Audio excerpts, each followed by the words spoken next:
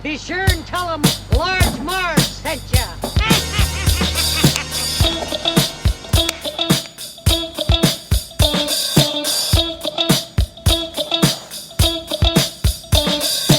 In the 90s, we were just teeny tykes. We liked our movies and our bikes. We wanted to be DJs, but we were just teeny gals. So we went off to college and we remained best pals. 20 years later, we're still watching flicks and we're bringing you the feedback bit by bit. Sweetie and Sweetie are here to say it's the Large Marge Santa's podcast.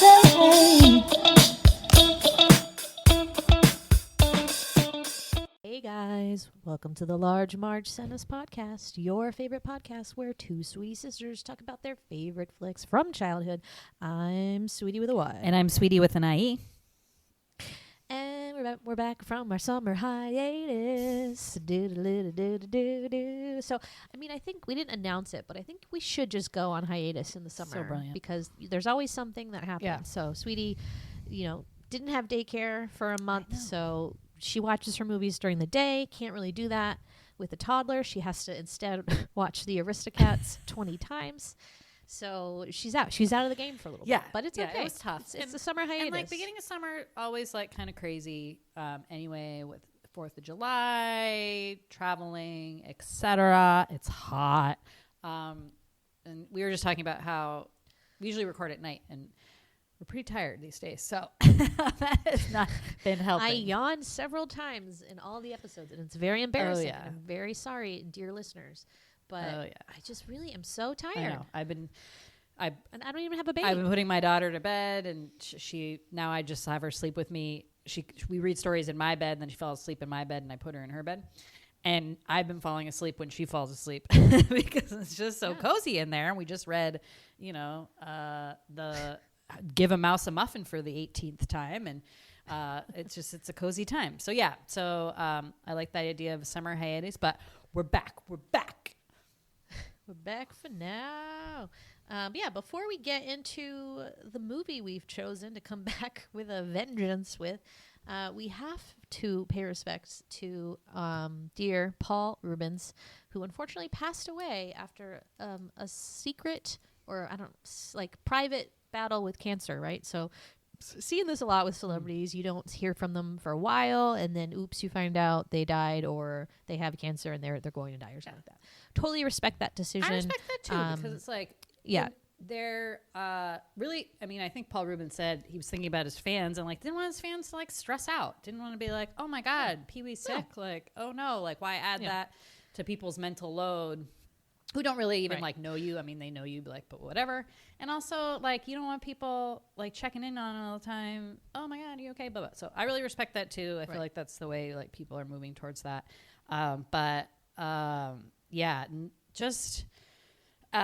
Like some celebrity deaths really just like get you.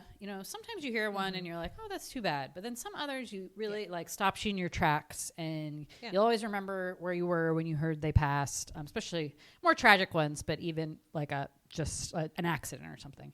But even for this one, I think Sweetie told me, which Sweetie, you were like way ahead of all the news. Usually I get People Magazine and New York Times alerts on my phone, when people pass. You were on top of it. Said it. Oh, okay. I don't know where they got theirs, but I know they're like scouring the news, but I didn't get the alert on my phone until like an hour or two after. I know. That. But super sad. Obviously, we owe pretty much this entire podcast to Paul Rubens.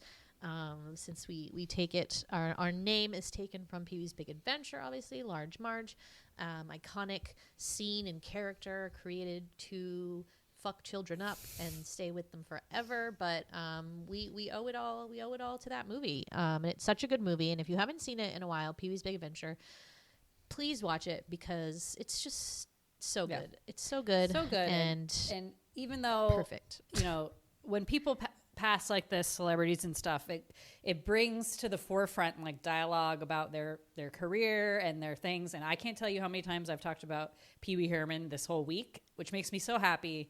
And like I was talking to Jimmy, Sweet-Eyed Jimmy and his dad yesterday, and we started talking about Pee-wee's Big Adventure, saying how great it was.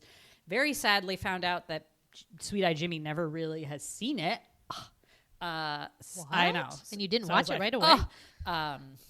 So I gave them a little bit background to that movie, and we started talking about Jimmy's dad found the YouTube clip of the tequila scene from Pee-wee's Big Adventure, and then we just started talking about all these different scenes, and it just made me so happy. And I agree, like that is such a treasure of a movie, so good. Hope people reach out and see it.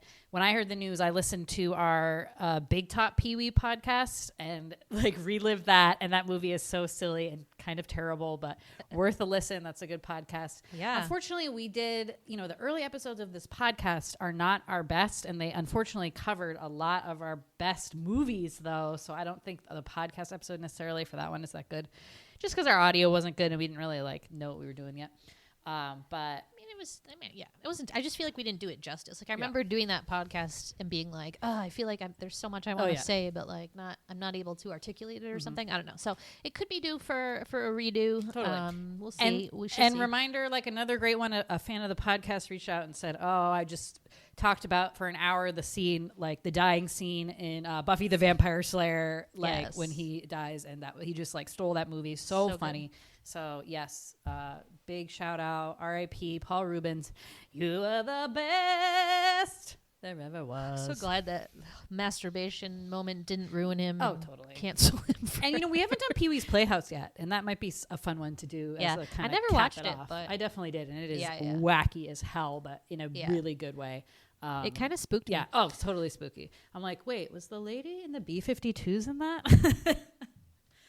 No, I think it's just like styling. Was it? I don't know. All I remember is like Lawrence Fishburne is the mailman or something. The Cowboy. Yeah. Cowboy. Someone's the mailman. I don't know. They had a lot of like different celebrities. There's the couch that talks.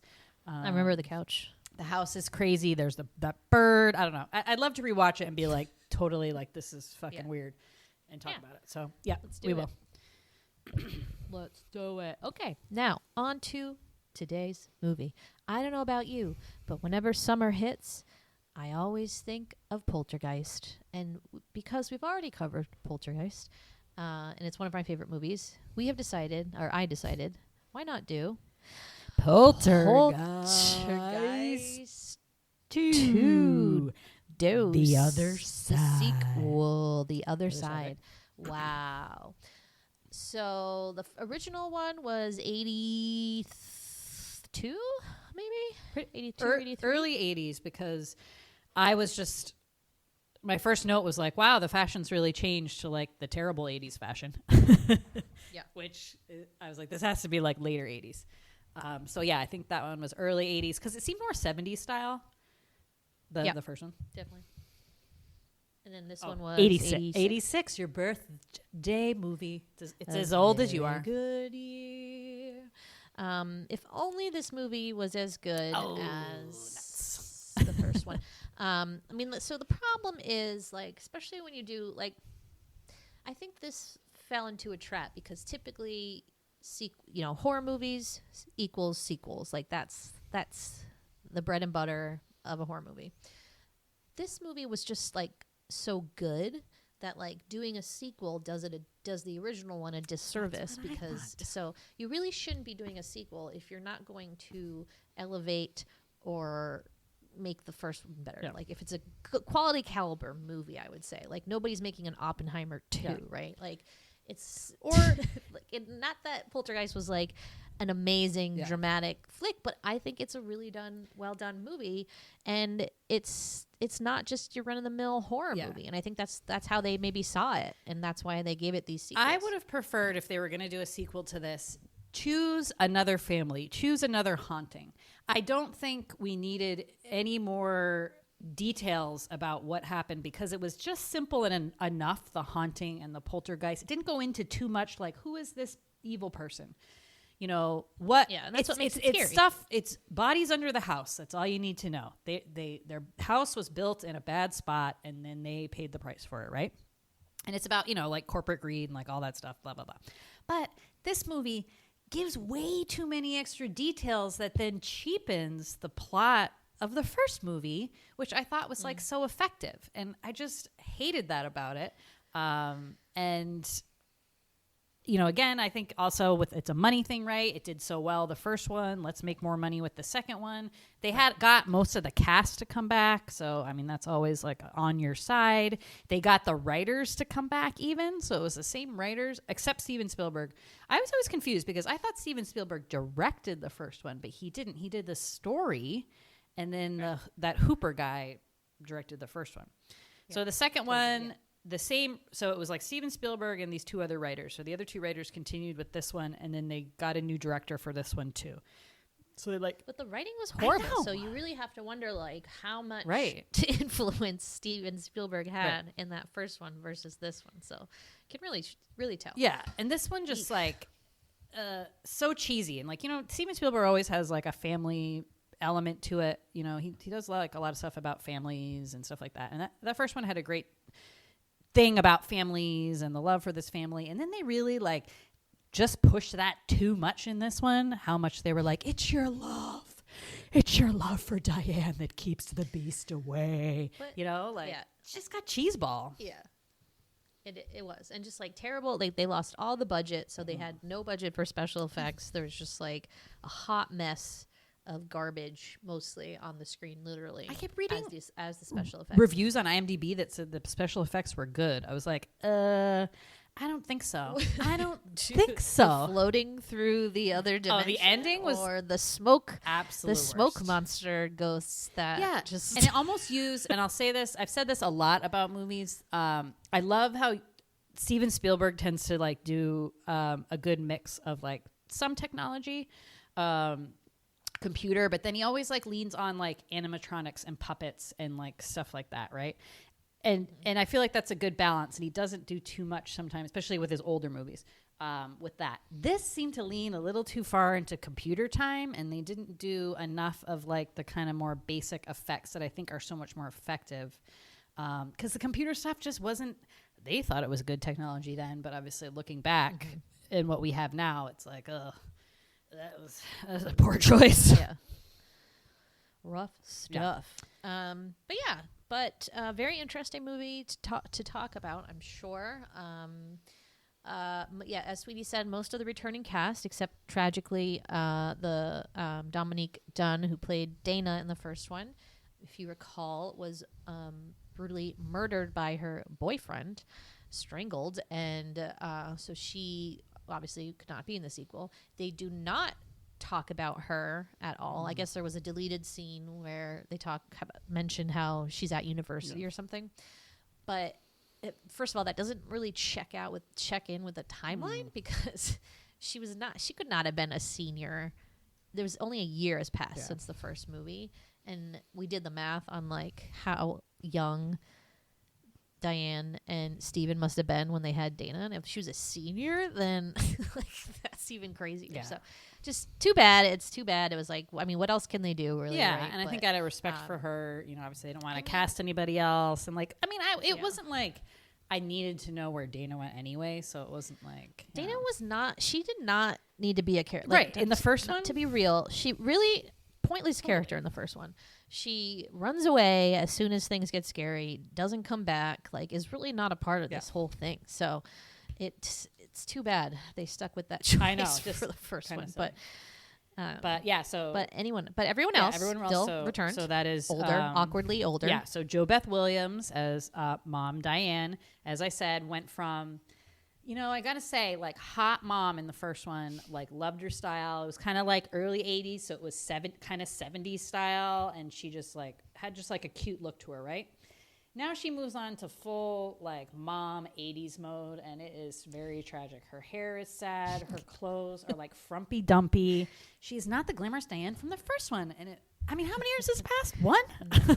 She's like a full permed bangs, just like really bad. Really, I mean, the Freelings, they've foregone Dana and haircuts now. It's like no one's cutting their hair.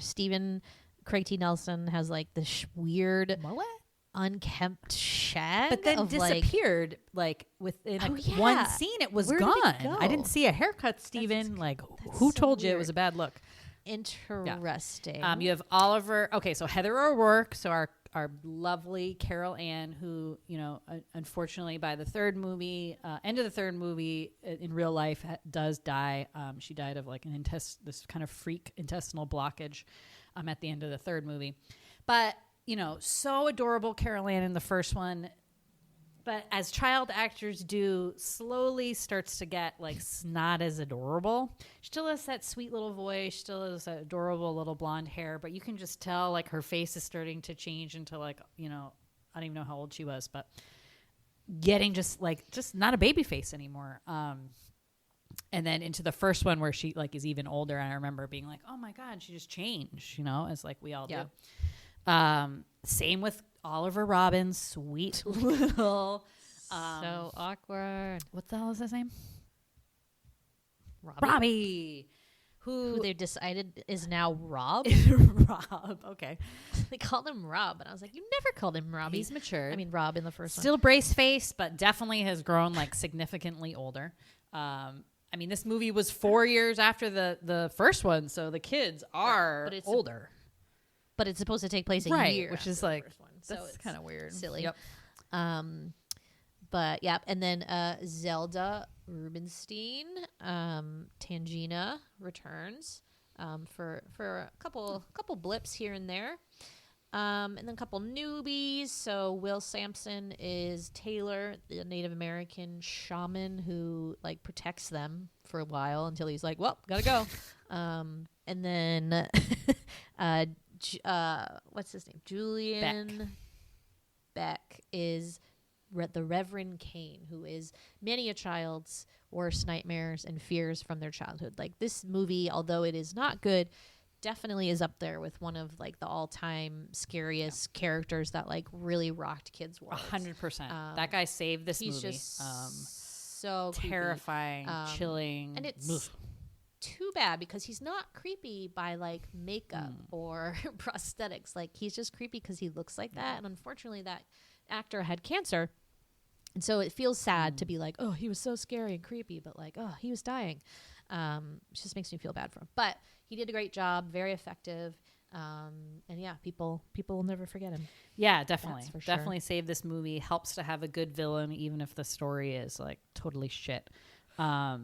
And yeah, really effective. So directed by Brian Gibson, as we said, new director.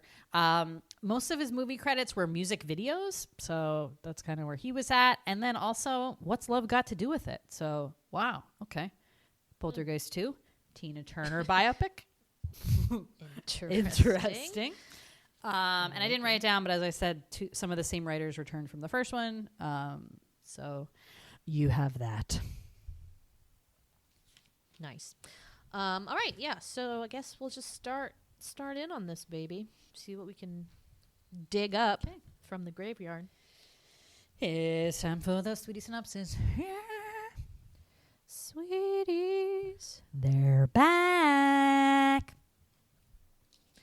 1 year after the events of the first movie, Cuesta Verde is struggle bus city. It is a derelict war zone, pretty much. All the houses in the like direct perimeter of the Freelings have vacated.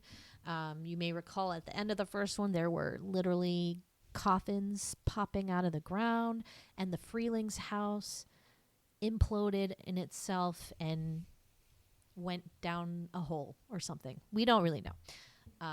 It just caved in on itself and poof, it was gone. So Taylor, as I said, Native American shaman, has done some work with his people to see that there is an imminent problem with this demon from the first one has returned, essentially. So he travels to the excavation site of the Freelings house, which is now like a psychic excavation spot where Tangina is, and she tells him that they broke through and there's a presence down there. So this is the center of the Freelings house. So supposedly like where the evil came from in the first one. So Taylor goes down there and there's this cave and there's all these skeletons, and then like one like really scary skeleton that he like has a flash and he's like, oh, that's the beast I saw like in the smoke like ritual that I did or whatever. So he's like, I gotta go save the Freelings. So how are those dang Freelings? Well, they're doing pretty well. They're living with Grandma. So you may remember that when shit got real, they threw Robbie and Ebuz in a cab to Grandma's house. So this is that Grandma. She lives in Phoenix, Arizona, and she's Diane's mom.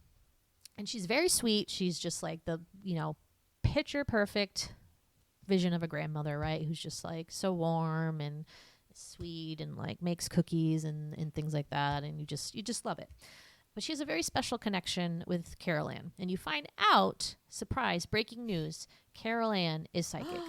And so is Diane, actually, and the grandmother. So they all have this like interwoven, capability or whatever, which is like, okay, I guess. See, again, for me, whatever. Too much info. I didn't. Yeah, it's just like, I didn't need to know. I thought they took Carol Ann because she was like a light. She had so much life force because she was so little. Like she was brand new almost. But maybe it's because she was little and psychic. Yeah, see, I don't like know. that. I don't want that. It's kind of stupid. Yeah, no, I agree. It's dumb. But so her grandma tells her, like, don't be afraid of this. Like, it helps you, like, know things and blah, blah, blah.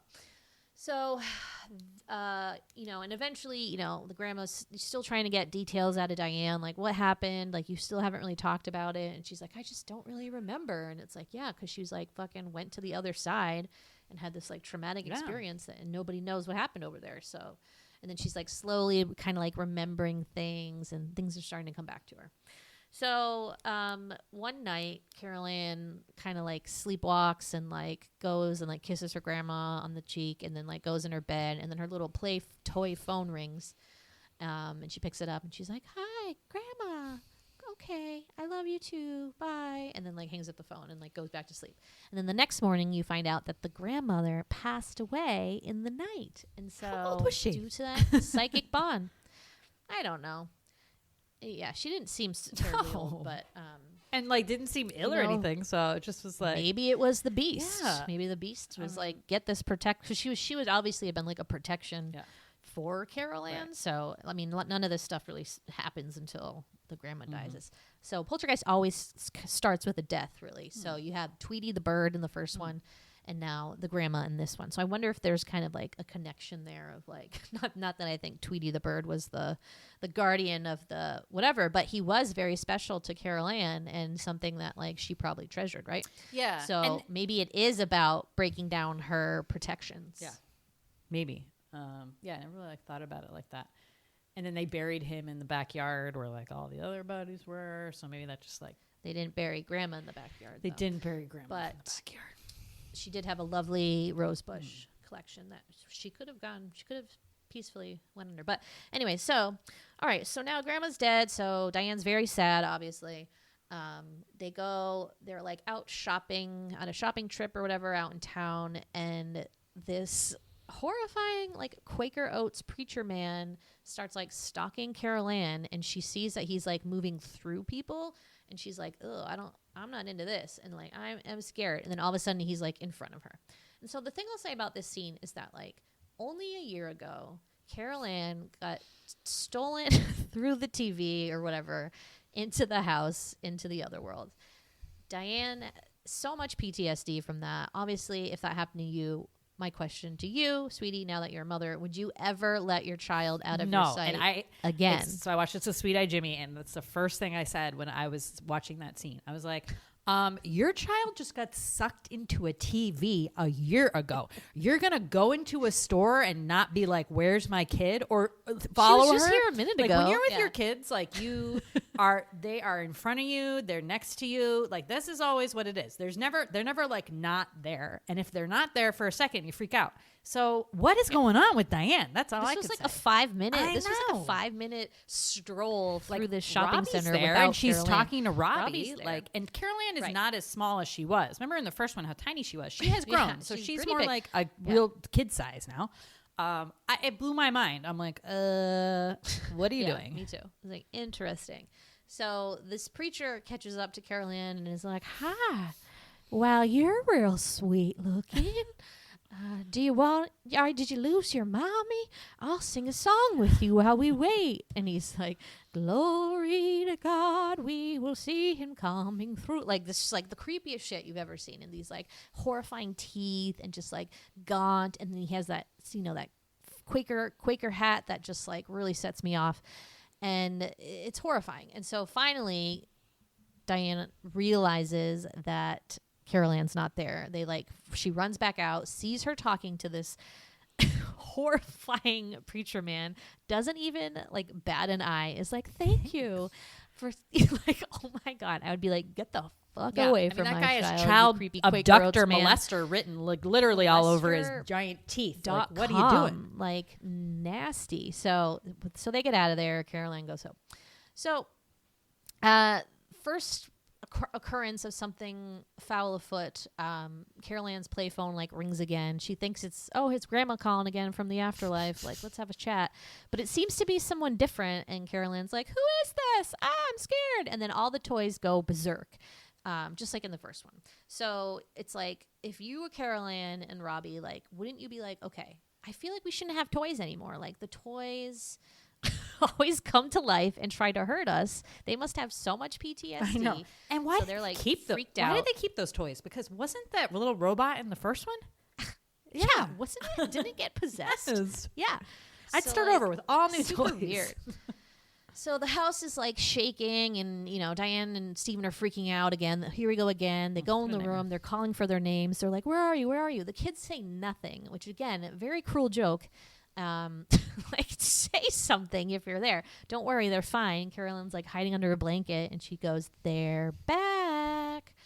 So they're like, "Fuck!" So they're like, "Let's get the fuck out of here." So they run outside, but who's at the front door? Taylor, helpful Native American shaman friend. So Stephen, unfortunately, still distrustful of mystical arts, even though he literally saw his house get sucked into a vortex hole, in the ground. And it's like fucking Indiana Jones. It's like, dude, what are you gaslighting me? Like, I know you saw all that stuff in the first one. Why do you still not believe this stuff? It doesn't make sense. But he's, doesn't trust this Taylor guy. He's like, I don't know, blah, blah, blah, blah, blah. So he tells them, you can't run. Okay, sorry. You can't run. He knows where you are. He's going to find you. Okay, remind me again. I'm here to protect. I'm here to help. I'm like Googling definitions and stuff. Because doesn't he say poltergeist haunts the person, not the dwelling? Yeah. That's the deal with the poltergeist. Yeah. Whereas like a ghost is attached to like a house or a place or whatever. Yeah. But a poltergeist, that explains why they, like, even though they're not in that house anymore and they thought the house was the issue. Yes. It's not like they're hunting them or Carol Ann or whatever. Okay. Exactly.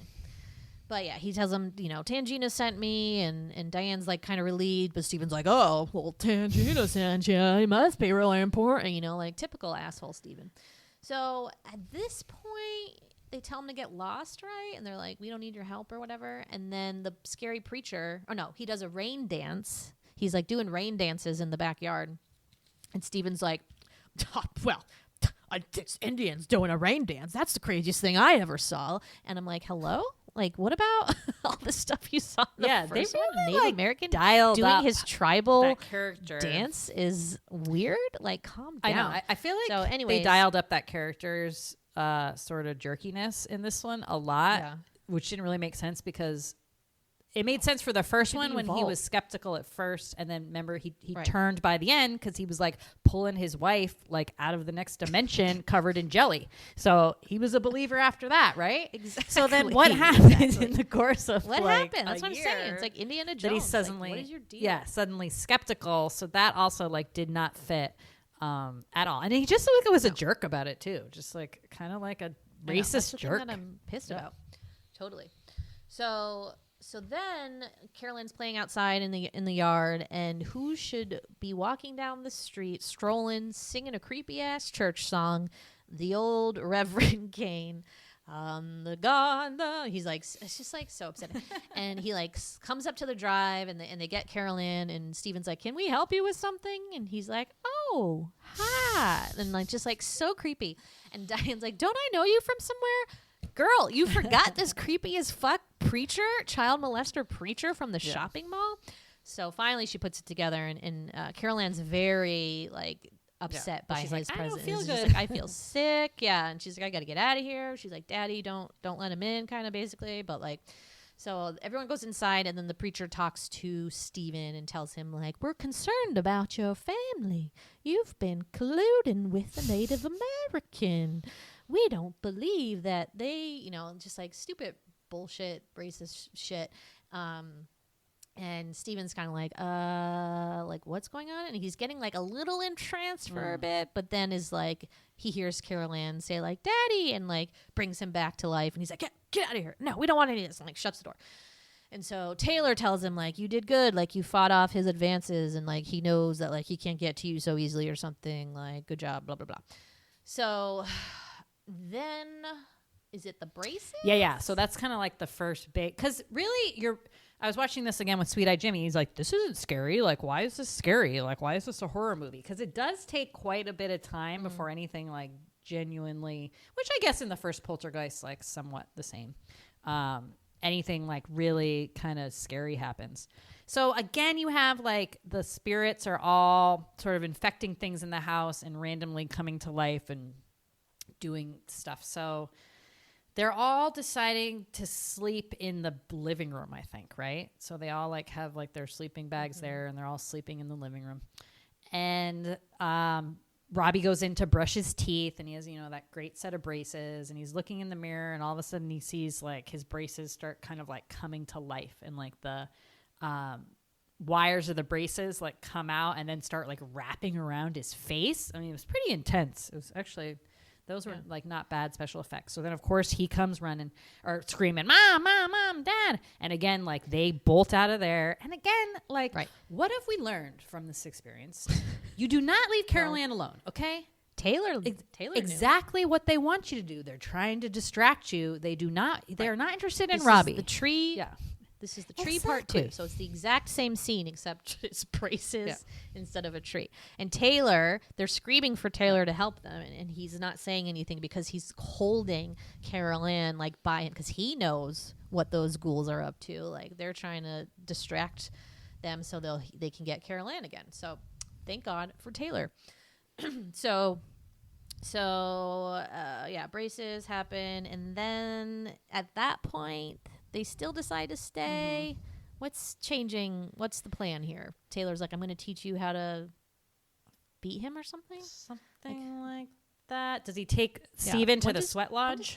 He takes Stephen to the sweat lodge, which, Stephen's like, great spa day. And then he like gives him this like smoke monster that's supposed to protect him against this beast thing.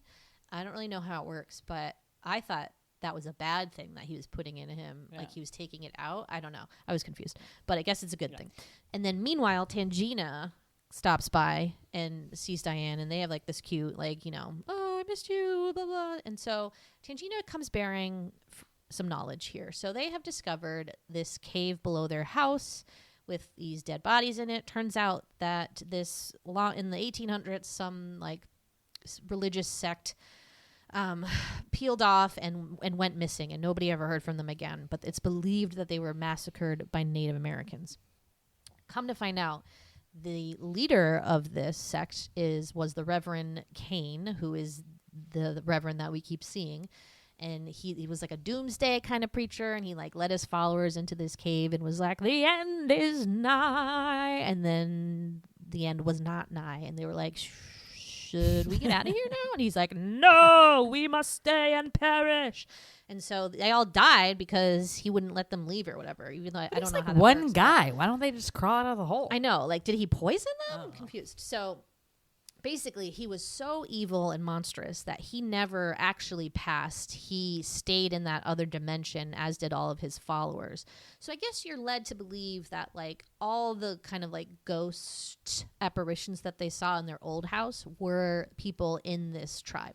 So that does make sense, because if you remember the scene where they come down the stairs and then they replay that tape, they're wearing those creepy Quaker, or you see at least one guy with that creepy Quaker hat. But that was just so one like, of them. oh. Because it's explained in the first one that it's like they're in like a middle of between like death and life, and people are passing on. Remember, like jewelry drops from the ceiling and everything, and it's like they're things that they don't like Yeah. need anymore. But the people coming Right, down the yeah. stairs were like going to the afterlife. That's what I thought. And they were of all different looking kind of people, I thought. But then why? Yeah, I mean, it's now, but they're definitely trying to make it seem like this was the case, right? That though it seemed like, but yes, you're right. I think there's Because I thought in the first one they talked about how they punched the beast. So before we know he's this cult preacher, the beast punched a hole between the two worlds and took Carol Ann out. So that's like why there's this hole in between the two sides of things now. So this side and the other side. I just figured, yeah. So what they're saying in this sequel is that the other lost souls in this sect miss Carol Ann's light and presence so much that they want her back too. Right. And so, but then that makes me think like, oh, were the children's voices that she was hearing like in the first one, because there were children involved in this tragedy. So that's why I thought that maybe there was that mix or whatever. But yeah, I don't know. But anyway, so that's the backstory. We have got crazy cult leader, kills his followers, turned into a beast monster, now living in another dimension. He can cross over dimensions. So what I don't understand is that like the logistics of Kane's like powers. So like it seemed like when he had that confrontation with Steven by the door, he was trying to gain access, almost as if he was like a vampire. And he was like, I can't get to Carol Ann unless you invite me in kind of thing.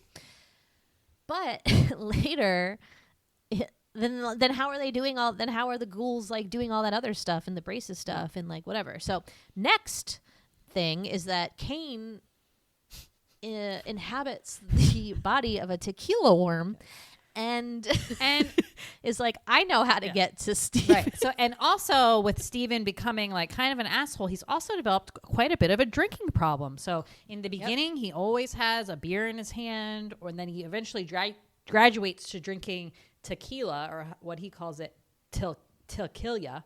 It'll tequila. To kill ya with the worm. With the worm in it, which, wow. Which is like very. I always used to funny look those story. in the liquor store. Remember, we used to go with Dad, and we'd be like, "Let's find the So worm." that was the story. Yeah. So before they used to like not let children in liquor stores, we would always go to the liquor store with our dad, and like one of the games that Emily and I had was like find the worm in the tequila. And so I forget what kind it is, and I don't even know if they have it anymore. But it was supposed to be like this. Wasn't it supposed to make you like hallucinate or something if you drink? I thought it was lucky. If you drank the worm, That was just lucky. or it was something. I don't know. We'll have to look it up. But anyway, so Steven's drinking this, and then you see as the viewer, the worm like has this like creepy face, which is like Kane's face, I guess. So Steven's like, I'm drunk, and then he just like chugs the tequila and the worm. So all of a sudden, Steven starts acting creepy as fuck because he's being possessed by the Reverend Kane. So he starts, and you can see his face is like changing, and his eyes are red. I thought was a really well done bit of acting by Craig T. Nelson, because he looked entirely different to me. I don't know if they gave him some kind of prosthetics or something to slightly modify his face. It may have been like makeup or something, and they definitely made his eyes like look red, and it was very well done. And he's horribly creepy, and Carol Ann knows like something is very wrong, and he tries to rape Diane, and like it's this like very upsetting scene. And she basically is like, I love you. Look at me. I love you. Because she knew something was up too. Yeah. And so, of course, the power of her love brings Steven back into the light, and he vomits up the tequila worm, which is this like disgusting, huge, gelatinous like baby. And with Kane's face on it, and then it's like, and it's like scary and like trying to get through the house. But then Steven's like special guardian smoke monster like kills it or something. I'm still unclear. But so there's that problem. And then like once that happens, and then the kids are missing again. Did Taylor already leave? Yeah, Taylor had already the left. kids are missing again. Taylor leaves. He's like, I've given you the smoke monster. That's all I can do. And I'm like sitting there like, is that really all you can do? Because like you did a good job protecting Carol Ann before. Like I don't know if you should. But leave. he does tell them they have to go back to Cuesta Verde and face him. Yeah. So they have to go back and face him on his own turf. He's not going to expect that. Kane's not going to expect that. Like he has more power when he can like come attack you on your turf. Like you have to go on his and like surprise him or whatever. I don't know. So at this point, like the creepy vomit monster has disappeared, but they can't find the kids. They find Robbie. I forget where they find Robbie, but then he's in a closet with like a broom. Oh yeah, he's in a closet. He's obviously PTSD. He's been wearing a football helmet for like a week. And Carol Ann is hid in the car because Taylor Taylor told her told her that was it the was the safest safest place. place. So they go into the car, and then why is that? Why is that I the don't safest know. place? That doesn't make sense to me. Is rubber tires? Can't get electrocuted? Come on, it's lightning. So Vampires, lightning. So they get in the car, and first Carol Ann won't let him in because when he was Kane or possessed by Kane, he's trying to make Diane say that she never wanted Carol Ann. Like she was like the mistake baby. And that it would have been better if she wasn't even born because then all these problems wouldn't have happened. So Carol Ann hears this, and as kids do, you're like, oh my God, my mom hates me. She didn't want me to be alive, and goes and like hides in the car and then won't let them in. But she eventually does. And in the beginning of this, they are having a lot of trouble with their car. And there's this like running joke of how Taylor's going to saying the car is angry or it's unhappy and he needs to fix it. And he like does some like spiritual ceremony with it, but then it makes it worse. So the car's in kind of like a so that's why he told her to hide in the car then, because he must have like gave it some protection. Oh, that was it. Okay, interesting. So they do get in the car, but then like all this shit is happening in the garage. This chainsaw comes to life and starts chainsawing through the top of the car. These chains had hooked around the bumper, so even they finally get the car started. You know, there's nothing like a good like nail biting. The car won't start scene, right? Yeah. I mean, just like the first one too. Oh my God, like, those always like kill me. Keys, like you know it's gonna happen, but you're like, please happen, just like them in the car. Why won't this happen? Out of there. So they finally get the car started. They back up, and the bumper just like comes off. The whole car is like painted, like just stuff was like going on with that garage, and they finally like get the fuck out of there in this busted freaking car, and hitch their way back to good old home sweet home, Cuesta Verde. Cuesta Verde. So, you know, it's not like they're walking back into their house. Their house has disappeared. So they're all going down this ladder to this creepy hole in the ground and a cave with all these dead bodies in it. Hey, kids, going on a field trip. Yeah. And so Tangina's there and Taylor. Tangina's there and Taylor's there, so at least that's, you know, there's some comfort there. So they tell them basically like what we need to do. We need to confront Kane or whatever. So they go up to like Kane's like dead body and Diane's holding Carol Ann. And then all of a sudden there's like this flash of light and like Carol Ann and Diane are gone. And you're like, wait, what? So somehow he just like took them, and because they were on like his turf or whatever, and so now they're in the afterworld. Or the other side, and Taylor's like, quick, we got to get you guys in there too. I'll make a fire. This is the portal. And he's like, throwing like spices on it, and he's like, it's ready, go. And so he goes. Steven takes Robbie, jumps in. They're on the other side. So my whole life after watching the first Poltergeist, right, I always thought the most intriguing thing was like, what the fuck was it like over there on the other side when Diane went over there to get Carol Ann? Like, was it this cool, like, alternate reality, kind of like the Upside Down in Stranger Things, where it's like basically the same place, just a little different and like eerie, or like what? Turns out it's just like an airless room, like it is just open space air with nothing and like swirling clouds, and that's it. You can't see anything. You're just floating. So they find each other immediately, and they all like grab onto each other, and they're like, "Let love break the curse." And they're like, "La la la la la." And then Kane it grabs Carol Ann. He's on like some weird this, like, demon totem pole or something like that. It's like all this. It's like all of his followers faces, are like, I don't know. It's weird, creepy baby faces, and then like.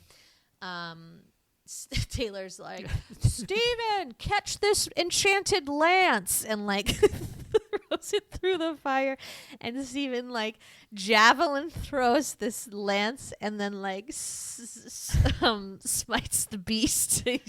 He's dead. The beast is dead. And that's all it took? That's all it took. He's gone forever? So Beast is dead. Unfortunately, Carol Ann has fallen into the light, and she's presumed gone because she's crossed over. So they're all very sad, and they're like, oh no. And Taylor's like, she's gone. And you're like, what? How could this be? But then there's this magical, mystical light, and Carol Ann comes like floating through. And who should be pushing her but sweet, dear grandma saves the day. Real sweet. And so Diane gets like one last look at her mom. This is this like glorious angel, and it's just like, bye, mom, I love you. And then they're back. They come back to the other side, and then they're the right like side. laughing about it. They're so And then chill they're when they like, come out. They're "Wow, like, we're a Can you family. believe We that? did it. Going to the other dimension and pretty much dying. Like, no, that wasn't traumatic at all. Like, let's on our way, kids. Not to mention all the other traumatics. Like, they need so much I therapy. know. So, but yeah, they get out, and then he gives Taylor the car, which starts up right away. And then they're like, "Shit, we need a ride." And so that's how it ends. Is they're like, "Taylor, come back." So I forget the plot of the third one. Like, how does the Beast now come back, and why have Stephen and Diane abandon Carol to this apartment complex with relatives? Like, it just doesn't make any sense. So very curious. And we do have to watch that one because, as Sweetie mentioned on Instagram, she thought that this one was the one in the parking garage, which has a very memorable scene there. But that's the third one. So we'll have to watch that. It's also really bad. It has a lot of like mirrors. And So Carol Ann's Tangina is in that one again. So only Carol Ann and Tangina come back for that Yeah. one. So definitely Right, exactly. So yeah, we'll have Tough to. sequel. We'll need to see what happens in this this story here. But yeah, like Sweetie said, really took a lot of the magic away from the first one. Really subtlety is what made the first one so strong. Like, because you didn't really know the whole story. Why were there ghosts? Why were there these presence? Why was this happening? That's what made it scary, was that like you didn't really know. You had like kind of an idea, but it wasn't like this tangible thing. And if Kane's a demon, like, can they just not like fucking exorcise him? Right. Like, and why did only the magic stick like kill him? Like, you know? Then does he finally die? Like, does he go to hell? Like, I mean, maybe these are questions we don't allegedly know. Allegedly, he answered crossed over at that time. They forced him to cross over. So maybe the third one, maybe he did go to hell, and then he was so evil, hell was like, we don't want you, and he like left, and now he's in that apartment complex. I don't know. So Wait, Kane is in the next one? I thought so. Okay. I mean, I don't think it would be like a whole new thing. Yeah. I don't know. We'll have to look it up. We gotta. It's just a sequel. Sequels that didn't need to happen. It didn't have to be this trilogy franchise. And eventually they just do it for money. But yeah, it just like cheapens the whole really great story. I felt that this movie also had like a weird sheen to it, to the point it almost looked like TV movie style. Like, it just wasn't even like well done in that sense. Maybe it was just the 80s. And the soundtrack too. Yeah, they had a little bit of that theme. Dun, dun, They dun. use Carol Ann's theme a little bit, but the first scene I really noticed it was like when the toys go berserk and they're all like running out of the house. It's like this demonic angel chorus music that's like, and it's like, what? That is so not the vibe. Like, it just made it so cheesy. Who did the music for the first one? John Williams? No. I don't know, but it was good. Yeah. What a good, It was really good music. excellent. But you lose so much of that in this. And there were like, not even music so much as like effects or something. Like, remember that there would be these like noises in the first one that were like I don't know, like frequency. Yeah. And like, the static of the TV was like sound designed like perfectly. And like, there was just none of that. So again, I don't think they had anywhere near the budget of the first one. So obviously they had to, make a lot of cuts here. The brace is definitely probably the best special effects. The tequila worm, not so much. It was just like it looked like Voldemort when he's like a dead baby thing, like at the end of Harry Potter. But then he like grew and he had this like weird backbone thing. And it was just like, I just couldn't handle it. As soon as that worm thing like came out with the Kane face, I was like, no, get out of here. Like, this is ridiculous. Fucking ridiculous. So same composer for the first and second one. Oh, Jerry weird. Goldsmith. And it seems so strange that he would put in that demonic hell. Phoned it in. It doesn't fit. Jerry Goldsmith phoned it in. Apparently. I mean, I know why, no one returned for the third one because this was so terrible. They're like, I don't want to embarrass myself further. I know. Right. And that just like goes to show. I did like the callback to the American flag. So kind of a real famous scene of that. The first movie is, back in the day, TV didn't used to be 24 hours, they would stop programming at like a certain time at night, and then they would play like the American flag with like the national anthem. And that, remember, they fall asleep to that in the first one, and then that's when like the ghosts come. And they have the American flag like on a TV, and they like zoom in on it, and you're like, uh-oh. And it's just like in a department store, and like Robbie's just like watching because they still don't have a TV because they won't allow it, which was a good move because I guess that was the way that he got in last time. So this time they had to get in from the play plastic phone, which isn't a real phone, and I don't know why that counts. Why as is it always something? These technologies, these like forms of technologies. They got rid of the phone, then it would come through a pager or a CD player. Maybe. I don't know. How does it get through in the third one? I don't know. We'll have to see. We'll have to see. There were a couple of like spooky like callbacks of like skeletons like grabbing. There's like a scene where Diane's like walking in the yard, and then like the skeletons like come up and like pull her down. I thought that was pretty effective. And then like the right before the braces scene, there's like a couple of scenes where you see these glimpses like in the mirror of all these dead skeletons like behind him, and they're not skeletons. They're more like fleshy. And I thought that was pretty, like, if I was a kid, I would probably be really spooked about that. And would probably be afraid to, like, look in a mirror. Yeah. To, like, to close the thing. And oh, totally. Yeah. I mean, still, like, my kind of horror movie level. I love seeing a PG-13 horror movie because you're like, okay, it's going to be scary, but not, like, too scary. So I'm feeling it. So still, like, some good levels. Still some definitely, like, creep factor. And another, like, interesting... I really liked the Will Sampson Taylor character, but also I'm not sure, like the Native American medicine man kind of, like, what did you feel about that? Like, was that appropriate? Like, is that seem kind of like not a good move at this point? Probably not, but I mean, they were just looking for like another mystical edge of like, I don't know why, like Tangina like didn't. What did she say? Like, I don't trust my instincts anymore or something. And so they had to find this, like, and he's friends with Tangina. What I don't really fully get is that, like, would Native Americans have the same, like, belief system? Right. You know what I mean? Like, do they believe in demons in the sense of, like, the Christianity demons? Or, like, I feel like we're still talking a lot about, like, God here. I know. And, like, I don't know. And so probably not. It's probably not okay, but he is a great character. That actor is fantastic. He's in also a very memorable part in One Flew Over the Cuckoo's Nest. And I loved him, and I was glad he was there and he saved him. But yeah, you're right. Probably. Yeah, it just feels like a little problematic at this point. But so, can't talk about Poltergeist without the Poltergeist curse. So as we talked about in the first one, they used real skeletons in the scene where all the skeletons come out of the pool and Diane gets stuck in there because at the time, I don't think this is still true, but they were cheaper to use as props than getting like. I think it is still true. Fake. You think it is still true? Than just getting fake ones made. So they like shipped some over from Thailand. Like who knows who those people were. Very sad. And so they think that like kind of cursed the movie. So you had Dominique Dunn, dying after the first one very tragically with that violent ex-boyfriend. And then in the second one, you have the death of Julian Beck and sadly Will Sampson right after filming. I think it was Will Sampson was undergoing some surgical procedure and something went wrong. And he didn't make it.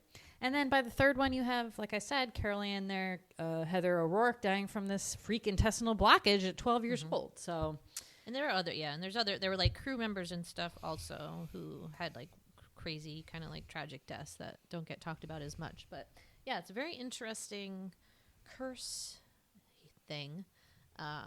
Quite spooky. Don't mess with ghosts. Yeah, don't mess with skeletons from Thailand, I guess. All right, anything else? I was surprised that Dr. Lesh was not a part of Diane's world because they became such good buds, like they really had a bond, and so I was surprised she didn't stop by. I know. I think that actress had a conflict but another movie or something, so it was not like maybe not intentional. Come on. But just like couldn't do the project. So that's what happens. Your schedule fills up. But yeah, the first one, I just kind of want to watch it right now. Just love that movie so dang much. Why not? It's perfect summer movie with those thunderstorms. there was like another scary cloud like over the house in this one, and I was like, all right, when there's a storm, like get out of there. Like it's never the toys blacked up. Like it's no good. No toys, no TVs. I couldn't imagine though, after all they went through, and then in the first scene where like the house is shaking and then the parents wake up, I just cannot imagine. And the kids are what screaming. Must have been like, going through their minds I when know. they thought that was all behind them and it was over, and then to be like, oh my God, this is happening again. I just don't know what I would do. Yeah. How do you cope with that? You just don't. You don't. Good for them. They did it. Though. I know. They seem so happy at the end because they think it's finally done. And I'm gonna say that third sequel doesn't even happen, and it really was done. That they went on to live great lives. Normal, great. Yeah. lives. All Diane wanted them to be normal. She didn't want any psychic powers. I mean, I don't like. Other than Diane, like, being the one that could call out to Carol Ann in the first one, I didn't sense any sense of her psychic powers. So, like, I think that was bullshit. But, yeah, funny stuff. And the way that they, like, illustrate the fact that Carol Ann is psychic is, like, her grandma's like, honey, can you get me the red yarn? And Carol Ann's, like, pointedly like not looking at the basket and is just like skipping over yarn and is like red and like hands it to her without looking at it, and so that's how you know. And I was like, and she gave that example to Diane. She's like, she can see colors with her hands.